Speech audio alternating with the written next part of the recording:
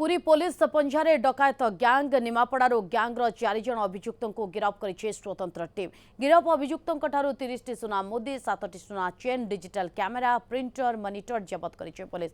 गिरफ अभियुक्त होती काजल दास, श्रीकांत स्वाई, आशीष मल्लिक और चिरंजीवी दास।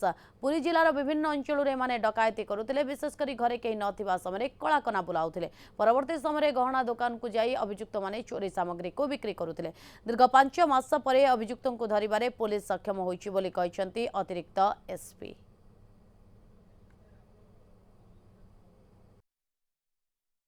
सातटी सुना चेन 30 मुदी पाउजी एतिकी तापरे मोबाइल फोन 3टा प्रिंटर मॉनिटर आउ